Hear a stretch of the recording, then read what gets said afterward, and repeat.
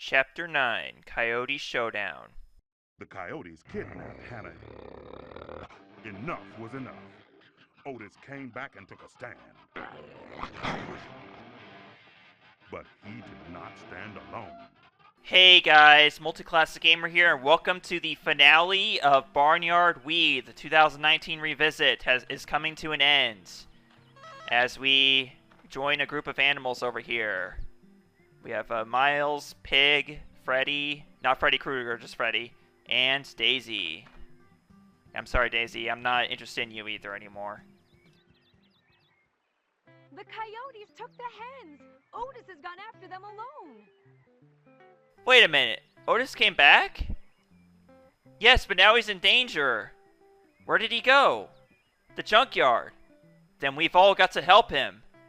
Miles, load the tomato launcher onto the pickup truck. I hear you. Freddy, get Wild Mike. You bet. Okay, everyone, let's go help Otis. Pig, you just stand there and do nothing. Wait, did we give any orders to... Okay, so Coyote Showdown. Hit the box to unleash Wild Mike. Otherwise, yeah, basically we're using the tomato launcher for this mission, so it isn't clear already. So basically, for the first minute of this showdown, you're basically just to ward off coyotes using the tomato launcher. You have to protect the hens, and if the coyotes get a hold of 7 of them, then you lose and have to start over. You also notice that you have a live counter down there. Now, for now, this doesn't matter, really, because the coyotes aren't ever going to attack you directly, at least not the ones that we're dealing with right now. And as you can see, Otis is over there to the right. Now, Otis doesn't really do much, except for wait, just sit there. He'll sometimes squirt coyotes every now and then, but you're pretty much doing most of the work, except for this occasion right here, where sometimes Freddy will unleash Wild Mike. Well, not really unleash, you have to actually, you know, hit his crate in order to unleash Wild Mike, but yeah, sometimes he'll appear, and he will basically go through and clear all the coyotes on screen for you. And then, after 1 minute, Dag will appear, and basically he will pop up in random spots and you have to hit him. And he's also, as you can see, he's holding an oil canister. Now, you have to hit him fast enough, or else he will throw the oil canister at you, and that's when the dodge comes in handy, because that dodge move that they had you use with the raccoons when you were doing cow tipping with the raccoons, that's the whole reason why we played cow tipping again with raccoons, is because the game wanted to remind you that you can actually dodge using the I think it's the C or Z button whenever I press there. It ends here. And anyways, here we go. We got Dak again. I love how he says it ends here. And also, there's no music except for when Dag appears. That's also a really nice effect to the battle too. Except there's just no music. There's just the ambience of the junkyard and the tomato launcher when Dag is not around. I believe Dag appears 3 times, and you get to deplete a third of his health each time he appears then he'll disappear for about like 30 seconds or a full minute or something like that. And what's really interesting is that Dag is nice enough to wait for you to reload. Like whenever you have to reload the tomato launcher, he'll sit there patiently and wait for you to reload, you know, before he throws the canister at you. That's pretty funny. Now also, obviously, you can hit the oil canister as it's firing at you from Dag, but at the same time, I'm kind of questioning the fact that, you know, a simple little tomato destroys an oil canister. Like seriously, think about that.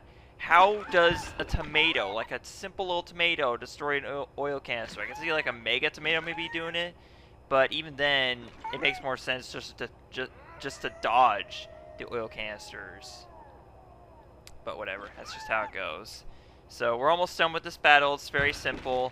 I used to struggle a lot with this battle because as a kid when I was playing this game, I always forgot about the dodge move. But that's not on me. That's not on the game. That's on me, because the game, again, they make you play cow tipping again right before the final battle for a reason, you know.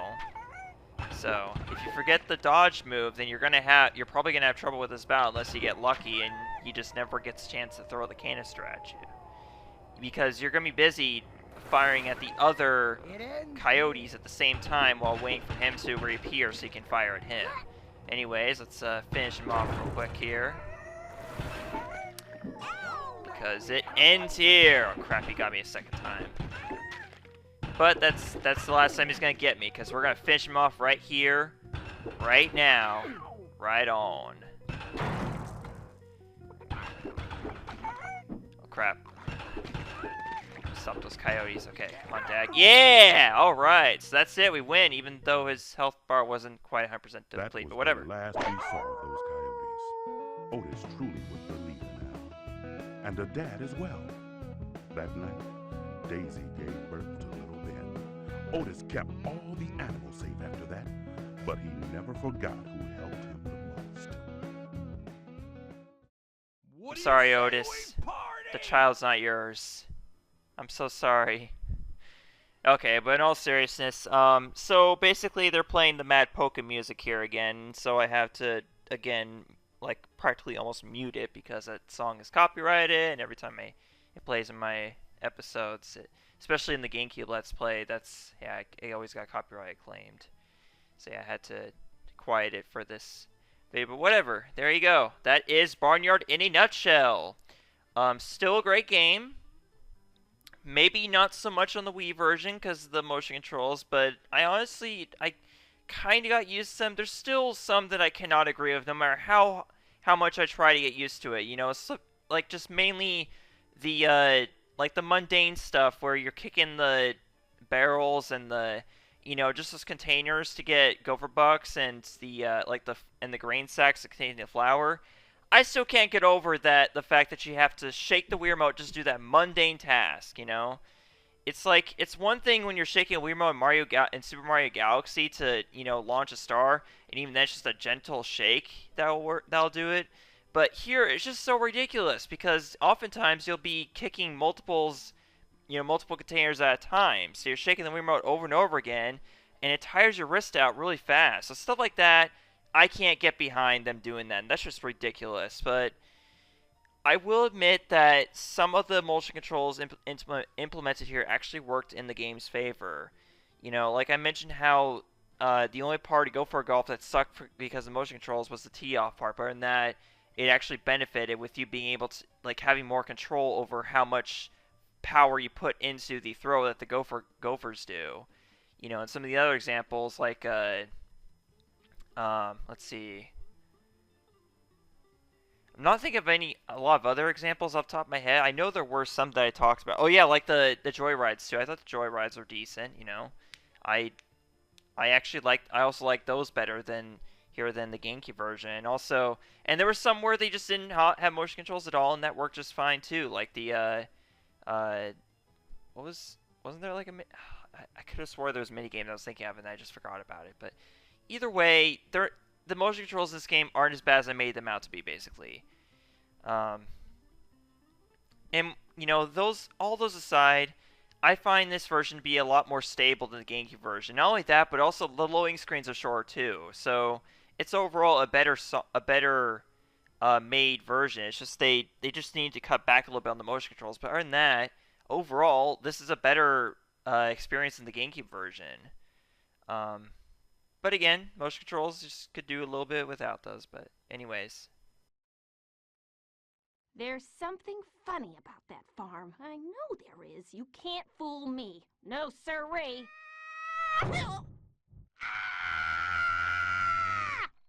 Classic, just classic. Never gets old. Okay, so you have the option to save now.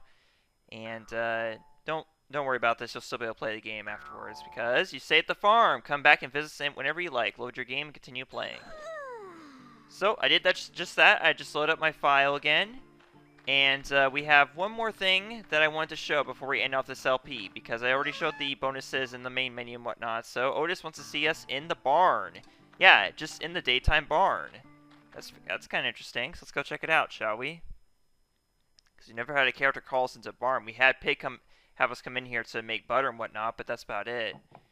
So, anyways, if you go inside the barn, over here we have Otis, Daisy, and our little Ben. Not Otis's, but ours. Hey, buddy. Hey, what's up, Otis? Hey, Osei Daisy. Hey, Lil Ben. You are the Barnyard hero. Those coyotes won't be back again, that's for sure. Feel free to keep exploring the farm and playing games with the animals. The Gopher Underground is still open for business, too. And hey, here's the key to the Junkyard Gate. It's quite safe to go into the junkyard now, and it's lots of fun to ride your bike around down there. Groovy. Catch you later, buddy. And there we go. The final key of the game, the Junkyard Key. But in all honesty, there's not much practicality to going to the junkyard. We'll still go there either way. But while we're here inside the barn, I wanted to show off one last thing here. This switch right here. If you walk over here, there's like a hammer or something on the post, and you press it's actually a switch, and it lowers this ladder.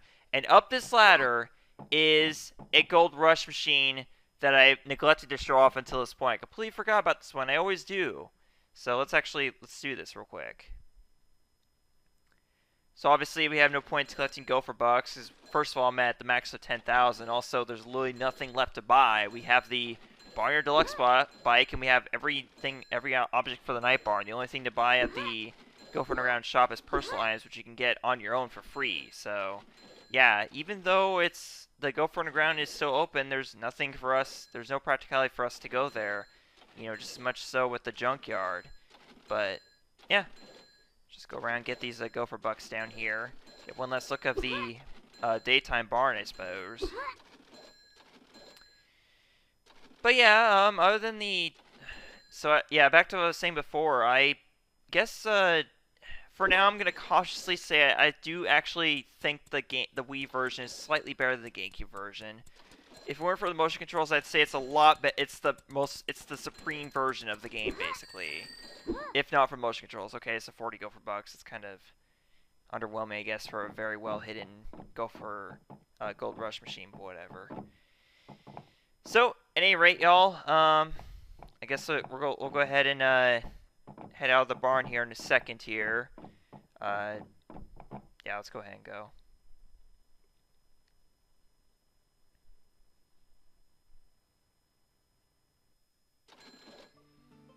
I guess I suppose it's the supreme version of the game, like not counting the Wii or the PS2 and the PC version. But I can't see the PS2 version being better than this version, aside from obviously like motion controls. But from what people have told me, the PS2 version is also fairly buggy. But I guess I'll find out eventually when I do pick up the PS2 version. Probably play it for you guys for a stream or something. So I've actually changed my goals on Patreon a little bit. I did say I had a goal on Patreon where for $1,500, if I reached $1,500, I would do live streams weekly, and that is still true for the most part. But until then, I'm still gonna do live streams, just not to that extent. Like just very rarely, like sometimes only a month if at all, like once a month if at all.